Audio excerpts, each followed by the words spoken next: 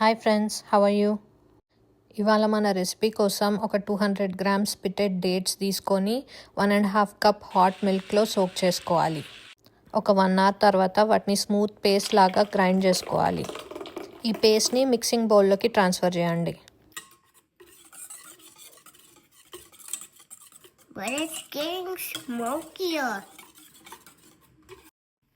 ఇప్పుడు 1/2 కప్ గీ కూడా యాడ్ చేసుకొని మంచిగా మిక్స్ చేసుకోండి. ఇప్పుడు డ్రై ఇంగ్రీడియంట్స్ యాడ్ చేసుకుందాం.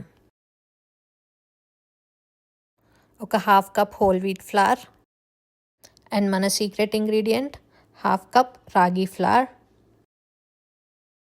1/2 teaspoon baking powder, 1 teaspoon baking soda and 1/4 teaspoon salt.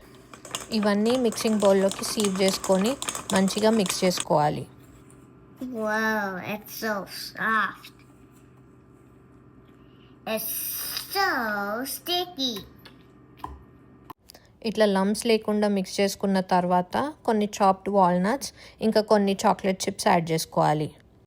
Chocolate chips ఆప్షనలే, మిష్కా కోసం యాడ్ చేస్తాం మేము. సరే ఇంకా చాలు.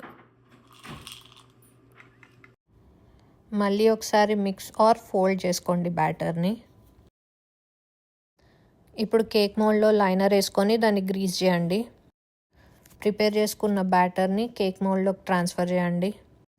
బ్యాటర్ని ప్రాపర్గా స్ప్రెడ్ చేసుకొని అవెన్లో 350 degrees Fahrenheitలో 50 minutes పాటు బేక్ చేయాలి.